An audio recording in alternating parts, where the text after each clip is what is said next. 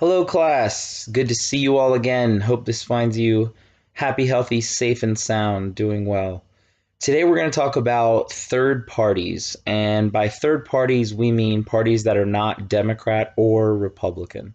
So, alternative parties, other than the two major parties, and what we're going to talk about is why they don't win modern presidential elections.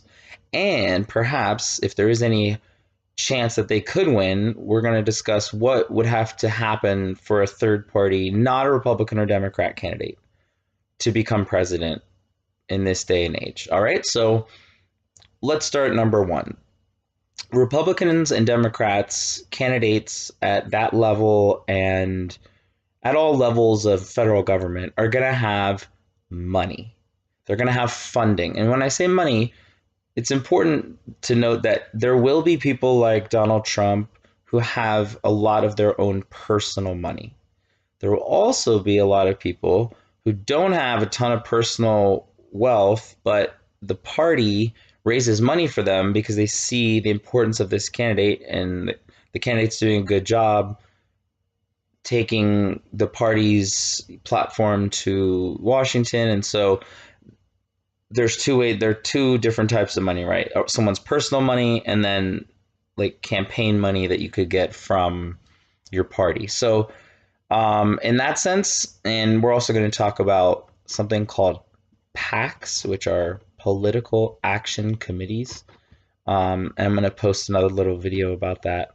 But basically what you need to know is this, that there's a limit to giving money to federal candidates, and that limit is under $3,000. $2,700 is what you can give a presidential candidate per year if you want to just straight up donate to them, right? Is that enough to bribe Joe Biden or Donald Trump? No, right? Or any candidate. It's not enough. So why is there a limit? Because the idea is we don't want people to buy elections, to be able to directly donate, $100 million to somebody. And then once that person wins, that person feels like they owe that rich person a favor now. So that's what we don't want, right, in a democracy. So now, to be fair, some conservatives are going to say, I can give as much as I want. It's my money. I earned it. It's freedom of speech. If I want to give to a cause, I can give to a cause. So the way you can do that is through a PAC. Okay, and a PAC is just simply this. A political action committee is filing paperwork to become basically a piggy bank for a cause that you believe in or a politician that you believe in. Okay, so a PAC is anyone can start one, and in the last probably 10 years, there have been dozens of new PACs that have sprung up, supporting all types of things. So, for example, Black Lives Matter could have a PAC. I don't know that they do, but they could have one, and they could get. And here's why this matters. They would be starting a piggy bank if there was a PAC open, right? And people are allowed to donate to that PAC, and if you're donating and you make it a super PAC, which is literally just a little bit of paperwork. If you make it a super PAC, here's what you get. You get to legally receive unlimited donations into this PAC, into this piggy bank, unlimited. Now remember, if I donate straight to Trump or Biden, it's $2,700. That's it. But if I want to donate to a PAC, I can give a super PAC. I can actually do it through a corporation. So like Target, Walmart, they could give. Imagine how much money we're talking about. Just I can't even think about how much they could potentially give. And it's ridiculous amount in comparison to how much a person can give, right? So a super PAC, and how did this come about, Professor V? Where this super PAC, that's this piggy bank, that's raising money for a candidate or a campaign, usually Republicans and Democrats, because the third parties don't have enough money. What is this super PAC like? What are the rules? Because you can't just donate that much money to a Target, can't just donate $100 million to Trump or Biden. So why can you do it through super PAC? Well, there was a Supreme Court case, and if you're a Bernie Sanders fan, just close your ears now, because he hates this case. And to be fair, like most progressive liberals would hate it. The outcome of the case is called Citizens United.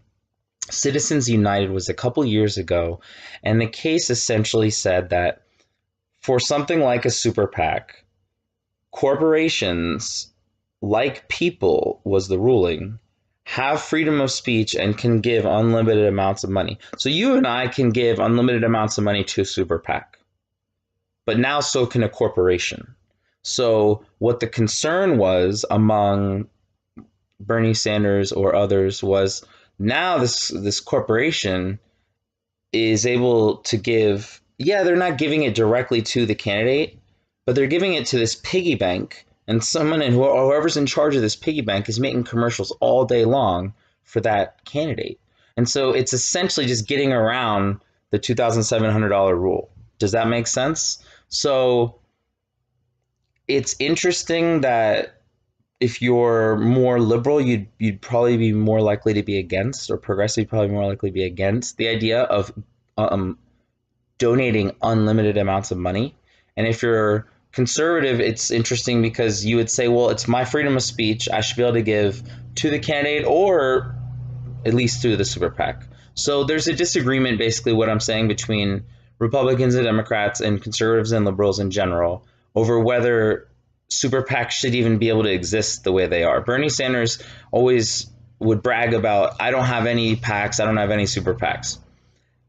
That's a little misleading, and I'm not saying he's doing a misleading on purpose. It's misleading to the average person because they don't know that the candidate themselves I can't open a PAC for myself and then run. That's illegal, right? Someone has to open it for me. So if you're Obama or you're Trump or you're Biden and you're running, someone else opens the PAC for you. And here's the rule that you can write down for your notes. The super PAC is not, or the PAC is not allowed to coordinate with the campaign that they're. So say this super PAC was open for Black Lives Matter, and they want to support Biden in this election. Okay, they are not allowed to. No PAC is allowed to communicate and coordinate with the candidate that they're supporting. So the idea is why they have that law. The idea is that way all this money, these hundreds of millions that could be in here from corporations and people, isn't going to trip up politicians and corrupt them. Does that make sense? So we'll get more into super PACs, and I'll show you a video actually of that as well. So, but at least now you know the basics. People that are on the liberal side of things are going to say it's just dangerous to give that amount of money to politicians, and they're not allowed to coordinate or communicate, but just so you know, you can actually legally be business partners with somebody and have a PAC with them, and that's not considered coordination. So what are we saying is, it's a very thin legal line, right? Whatever side you take on that, the first thing you need to know about third parties is what? They don't have a lot of money like PACs and super PACs supporting their cause and their candidates. And now we have to ask this fundamental question: why? Why do Republicans and Democrats have so many, or supporting so many candidates? And the answer is because they have a chance to win.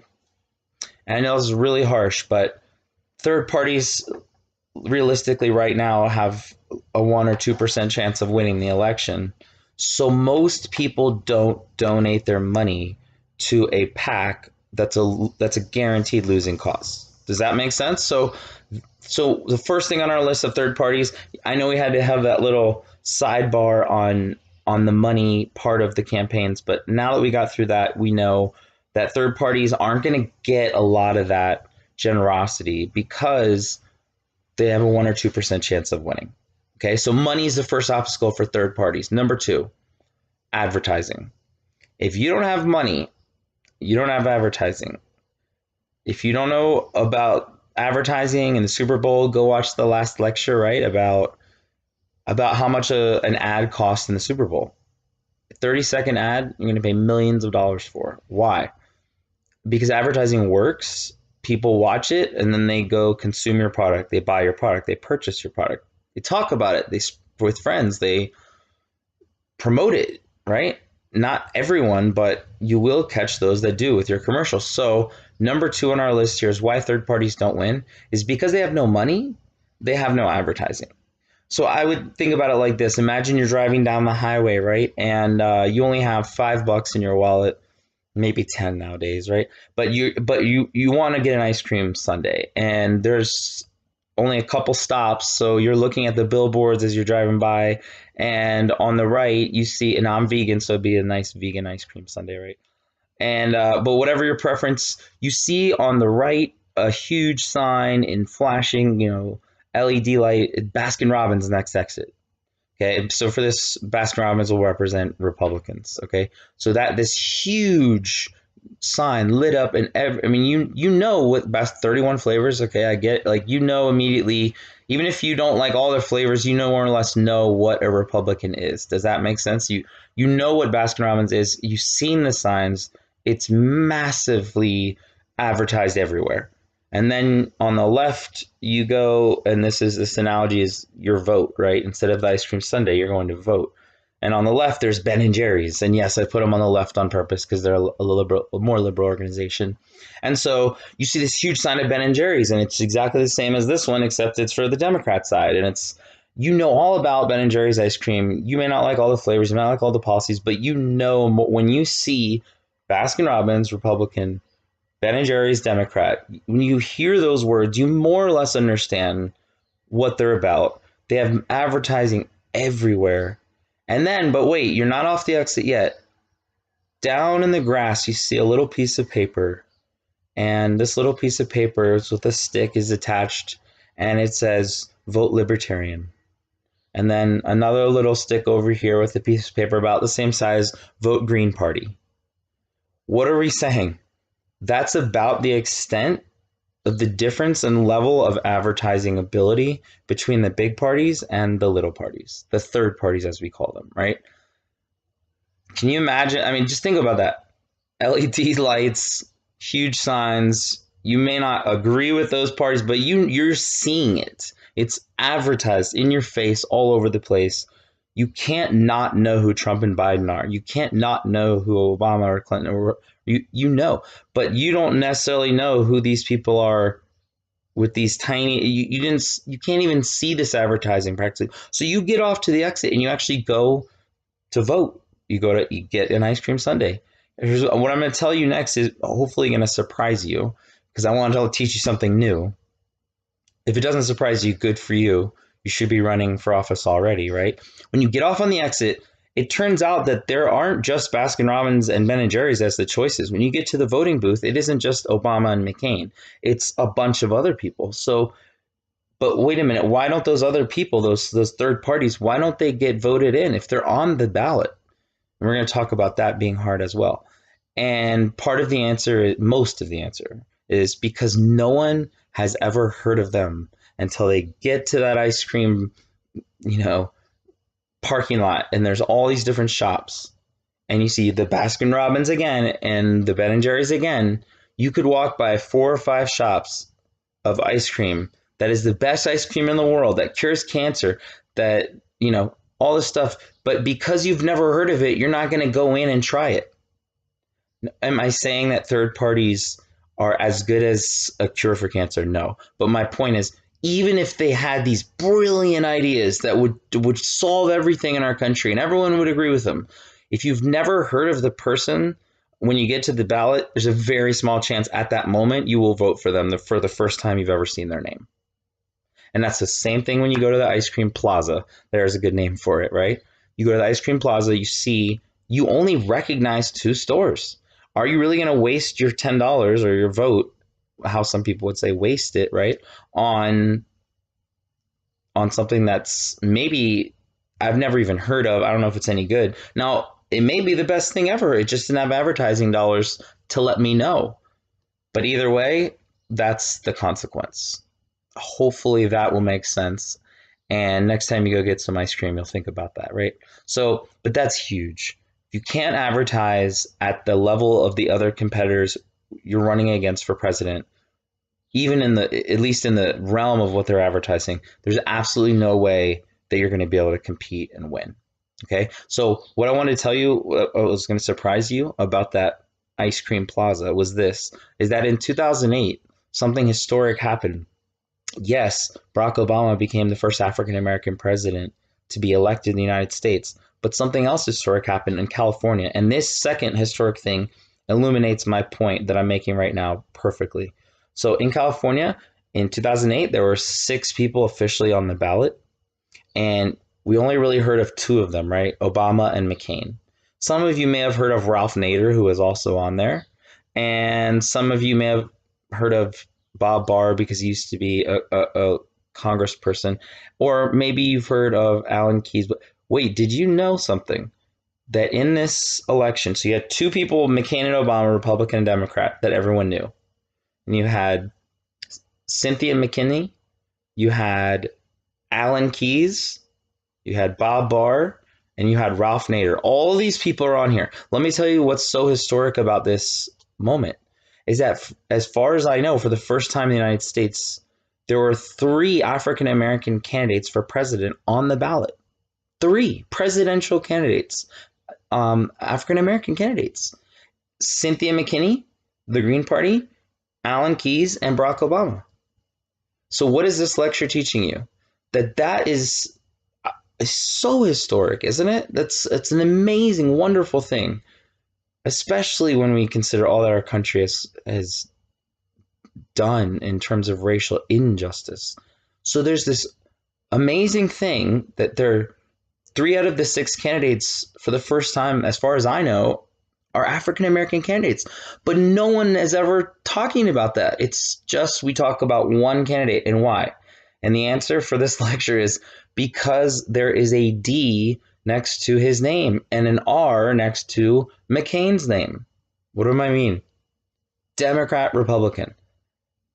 That's it. That's why you and I didn't hear about those other candidates. It's because they're in the third parties, including Libertarian and others that weren't historic. No one's talking about them either because no one is seeing the advertising. No one knows so number 3, this is a really easy one, okay? Number 3 is name recognition. Because you don't advertise at the level that you need to get your name out there, no one knows who you are. So even if you are historic in what you in your candidacy, like Cynthia McKinney, Alan Keyes, and Barack Obama, you're only going to hear about the major party candidate because the name recognition is only there for that candidate. How do you get name recognition? Usually money, right? How did you know who Donald Trump was? He was all over TV before. He had his own show, right? So Trump had an advantage. Just think about it, right? Huge advantage. He didn't have to pay anything for name recognition. He had it already. So that's what, right? I mean, think about that. Now someone like Bernie Sanders has name recognition.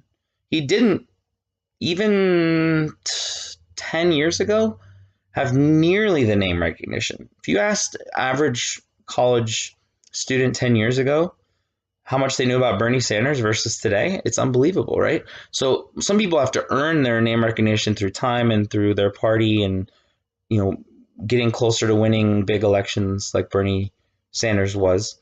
But either way, name recognition is, at the end of the day, you're not going to vote for somebody, even if their product can cure cancer. If you've never heard of it, you're not going to pay for it, right? You're not going to vote for someone you've never heard of. It just almost never happens. So that's the concern if you're third party. Without that money, without the advertising, no one knows who you are, even if you get to the ballot. Number 4, getting to the ballot. Every state has different requirements, but here's one constant, consistent thing that you can essentially rely on is that the major parties don't want the third parties on the ballot in most cases. And so there will almost always be some type of lawsuit or litigation or even a threat of litigation towards the small parties who are trying to, usually how it works would be to collect signatures to get on the ballot. That's the easiest thing in the world for Democrats and Republicans. They can just call up the people on their phone base who did it last time, and then boom, they just push a button and enter everything and it's done. But if you're a Libertarian or Green Party, you're hiring someone to go outside in front of Target, in front of Walmart, wherever, and please we sign this petition to get this person on the ballot.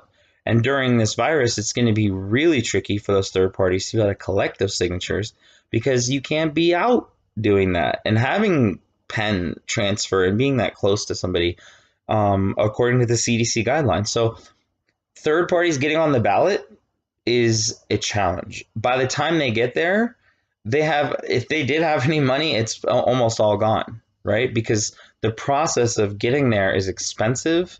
It's time consuming. You have to pay someone. No one is going to go out. Well, you might meet somebody, but there are not many people who will go out, and beg perfect strangers to sign their petition to get a candidate on the ballot for free. Almost no one I've ever met would volunteer to do that to the level that they would need to get hundreds of thousands of signatures to get on the ballot. So I hope that makes sense. The ballot process for big parties it's so easy and automatic almost, but for little parties it's a struggle. And then why don't major parties want the third parties to be on the ballot? Because I said that a minute ago, and I'm going to give you a couple examples of why. Okay, Hillary Clinton has said that she thinks that the Green Party candidate from 2016, Dr. Jill Stein, she has said is one of the main reasons she lost. In other words, if you're a fairly liberal person and Hillary Clinton's not liberal enough for you, right? But Dr. Jill Stein over here is liberal enough for you, is progressive enough for you. If she were to drop out of the race, as Hillary Clinton would have wished, if you were going to vote for that person, who's the next closest person? Well, it's Hillary Clinton in terms of ideology, in terms of what they believe. So the goal is get this person to drop out, and then the next closest person is me, right? So, of course, Dr. Jill Stein didn't drop out. She got about 3% of the vote or so. And it was, you might say, well, that's nothing. It is everything. Remember we learned about the margin of error and states being super close, 10,000 votes in Michigan? 3% is absolutely enough. 3% of a million is absolutely enough. So third parties are not going to win elections right now, but they're sure as heck could mess it up for the other candidates. I'll give you the most famous one that I know of, which is Ross Perot. You can look Ross Perot up, Perot. So Ross Perot was a guy who ran in 1992. He was a billionaire. He was a business person, and this is what's interesting about him. I want to be clear. He's not, his character and the way his manner was not like Donald Trump, but in terms of the fact that he was an independent business person running for office that had no real government experience, you could think about that part being similar. Okay, so he has his own money. He doesn't need to raise money. He's running as an independent in 1992, and I'm going to make the argument to you right now that the only reason you've ever heard of Bill Clinton is because of Ross Perot. And you're like, well, I've never heard of Ross Perot. But he's the only reason you've ever heard of Bill Clinton. Because Bill Clinton would have lost without Ross Perot, almost certainly. Let me explain. So in 1992, you had George H.W. Bush, who wasn't that popular, was the incumbent, like Trump is right now, the person in office who is running for re-election. Then you have Bill Clinton running as a Democrat, and then you have Ross Perot running as an independent. Okay, so this is what's so crazy about this election. Usually if you get 2 or 3% as a third party, you're doing like awesome. Ross Perot got almost 20%. Almost 1 in 5 U.S. voters in 1992, 1 in 5, almost 1 in 5 U.S. voters voted for a third party candidate. It's usually about 1 in 100. That's 1 in 5 almost. That's unbelievable. So that means Ross Perot must have won a lot of electoral votes because he won 20% almost of the election, the popular vote. Here's the question for you. Don't look it up yet. How many electoral votes did Ross Perot win for all of his almost 20% of the popular vote? The answer is 0. So if you want to add something to the list of why third parties don't win, imagine this scenario. You win 20% of the vote and you don't win a single electoral vote. How could that happen? Go back to my lecture. Remember our lecture about the Electoral College? 48 out of 50 states say you have to win the whole state or you win none. And Maine and Nebraska, he didn't get enough to get one of the votes from there. So he walks out with nothing after getting almost 1 in 5 Americans' votes. So why do I say that he's responsible for Bill Clinton becoming president? Well, here's why. Because you have George H.W. Bush and Bill Clinton, right? And I don't know, I'm trying to do a line here. So we've got Bill Clinton, George H.W. Bush, and then Perot is over here. What do I mean by this? If you have no idea what I'm representing here, this is a political spectrum of like what people believe in, what they think government should do. Democrat over here, Republican over here. And so over here is Ross Perot. What are we saying? So just let's drop out of Bill Clinton for a second. Ross Perot's right here, and George H.W. Bush is right here. 20% of the people voted for Ross Perot, and he decided, no, I'm not going to run. Where would that 20% go? Was this 20% going to go all the way over to Bill Clinton, or is it going to more likely reside? So here's what we're saying. If Perot would have dropped out or not run, that 20%, even if 15% of it only went to George H.W. Bush, he wins the election. Even if only 15, I mean, most people would assume it would be 18, 19, almost 20. There's going to be some people who are just like, I like Perot, I'm not even going to vote at all. Or there'll be some people that will be like, Perot, okay, fine, he's out and vote for Clinton. But most people would just take the short trip over, ideologically speaking. In other words, they weren't that far apart. But because he siphoned those 20% away from George H.W. Bush, Perot handed Bill Clinton the election. And so Bill Clinton actually won the 1992 presidential election with less than 50% of the popular vote. It's about 45%, which means that, just think about this staggering statistic, that less than 25%, less than 1 in 4 Americans that were eligible voters actually voted for Bill Clinton, and he still became president. Less than 1 in 4. That's crazy. Less than 1 in 4 eligible voters voted for Bill Clinton in 1992, but he won. And the reason goes back to the Electoral College. Great paper topic, I promise you, it really would be. Okay, so Professor V, this is all really depressing. Third parties don't win. I get it. Where's the light at the end of the tunnel? I'm so glad you asked me. Here it is. What could change and make third parties have a chance? Number one, they're not allowed in the debates. And that could change, and that would make every bit of difference. Okay, so what debates?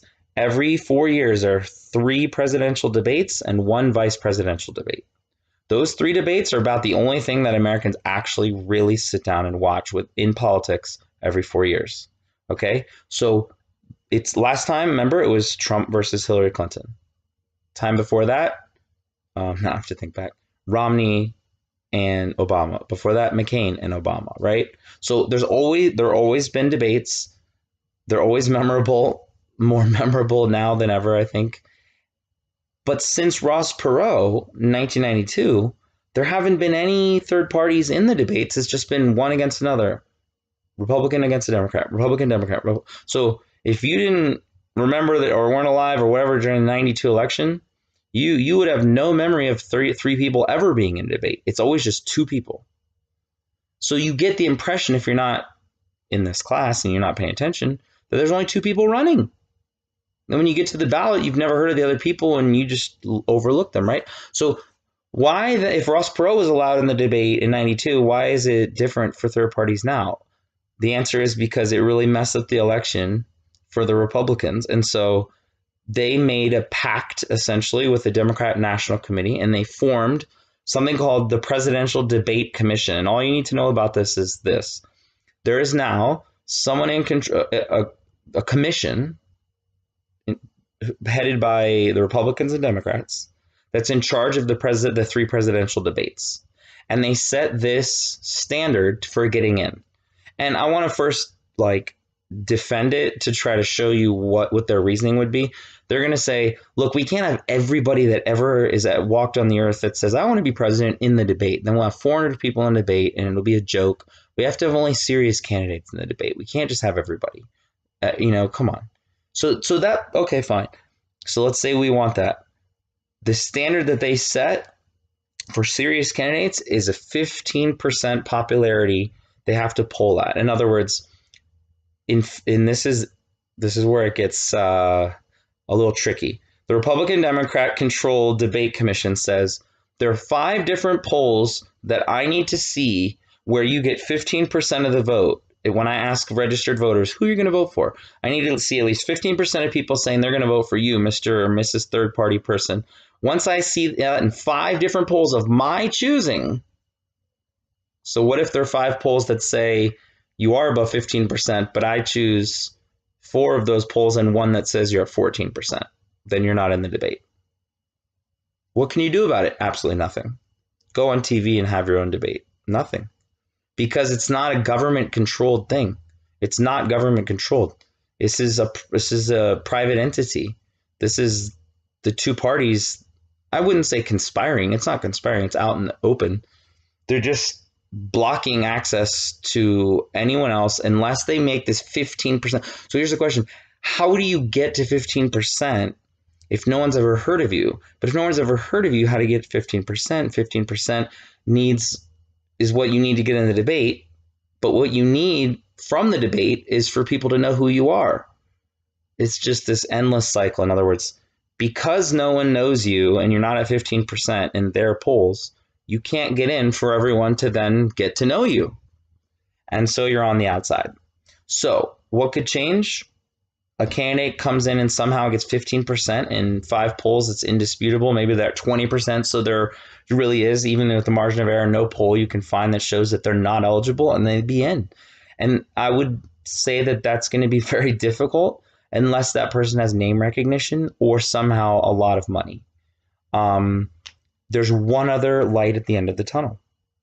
I'm going to tell you why, if you vote this fall, and my job is to educate you how you want to vote so that you can explain it and understand how you already want to vote or how you will want to vote. It's none of my business to change your mind. I just want you to know why you're voting the way you're voting, right? So you can defend it and understand it. If you are voting for a third party and somebody says to you, you're wasting your vote, here's an honest political science answer you could give them to explain that it's not actually a wasted vote. So yes, you could say, if you want to at least acknowledge the obvious, yes, a third-party candidate, all third-party candidates are going to lose this election, this particular election. It's so soon right now, this is what we're talking about. For any third-party candidate to come now, it's too late for this election. So you can acknowledge that. But here's the light at the end of the tunnel, why a third-party vote, you could argue, is not wasted. Because remember we talked about that PAC money. Well, there's this other money, and there's money that you can donate if you do your taxes. It used to be $2, now it's $3. And you're essentially, you're not even donating. You're just telling the government that you're giving permission for them to give $3 to the presidential election fund. And this is a general election fund. Stay with me. This is you and I, every single year when you do your taxes, you have this choice, $3, $3. Do you want to? And people do sometimes put money in there. So, and what is this? This is another piggy bank. But this piggy bank's different. This piggy bank is the government's, and they're why? So why, when I'm getting money back from my taxes, would I want to give the government money to open a piggy bank for politicians? Why would I ever want to do that? Here's why. Because the people that get that money, here's the point of why they even have this. The point of why they have this pool of money is to say, what we hope for is that, and now I don't think I've picked on Obama yet this semester, or McCain, so I'm going to pick on Obama first here. So Obama and McCain, they were both saying, we're going to use this general election fund, the $3 donations that people give. We're going to split this fund so that it's may the best man win, not May the richest man win. Does that make sense? So the ethics of it was, first of all, to be fair, they both agreed on the ethics of splitting this public money. So why would you donate $3? Because it's going to the potential cause of fairness. But here's the catch. This money, this government money that people have donated to the government essentially to have, so that candidates could split it in half and make it fair. Here's the catch.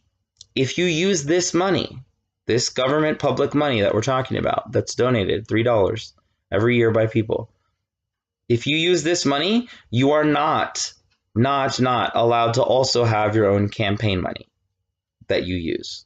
It's either the government or your own. You can't use both. You're not allowed to. You'll go to federal prison, perhaps. So no one's going to do that. No one's stupid enough to do that. So McCain and Obama promised in 2008 they were both going to use this money. Why? Because it was evenly split. So you get half and I get half, and it's like, may the best person win. But to be fair, 5 seconds later, somebody started a site for Obama, and all of a sudden, boom, boom, boom, they're raising money. And the pool of money here is looking a lot smaller than the pool of money Obama's raising in his personal campaign. And so he makes the argument that, well, I still agree with the principle of splitting. The only way that I can actually change the law is to get in office. So I might have to use the personal campaign money after all. And by the way, he has every right to do that. So that's an interesting little piece of history, isn't it? So that's why third parties have a chance. And you're saying, wait, that's why? Yes, here's why. Because no one uses this money anymore. The big party candidates, I would predict, are never going to use it again. Why? It's not as much money as they can raise on their own. Obama can raise so much money on his own. Trump can raise so much money on his own. That limiting themselves to this 50-50 smaller pool of money it's not wise in terms of wanting to win. So my guess is that no Republican or Democrat will ever use it again. So who can use it? It's just going to sit there. It's just going to grow. Yes. The only stipulation, and this is why you should tell people that your vote for third party, if you vote third party, is not wasted. And the reason is because if 5% of the popular vote goes to a third party, the next election, they're eligible for a chunk of that money. That's huge. That is huge. And I would guess that most people have absolutely no idea that's the case. So let me explain it one more time again, briefly. If you're voting third party and that party gets 5%, say Libertarian Party or Green Party or whatever party you're voting for, if they get 5% this election, next election, well, what if the candidate dies? It's the party, whatever party it is going to still be eligible for a piece of this pie. And yeah, this pie isn't as big as Obama's and Trump's and the people that are raising but it's still millions and millions of dollars that you wouldn't have had access to had you gotten 4%. And so I think, and someone could look this up, it's not a requirement, but the Libertarian Party did the best they've ever done. I think they got 1 million point something votes over the whole country, maybe 2 million, and almost 4% of the vote. And that's the best they've ever done. So stay with me. This is the downside or the motivation, I guess, whichever how you say. If you're depressed and you're like, man, third parties can't win. I mean, yeah, that is a tough reality. That the best a third party's done in a while since '92 is about 4%.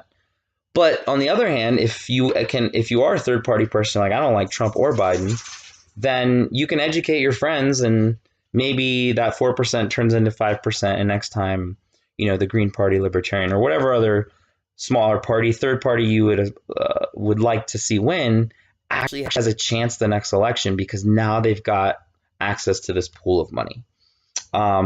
So I hope that makes sense. I hope that you all I don't care how you vote, just know how you're going to vote, understand the implications of this fall. And I know you do.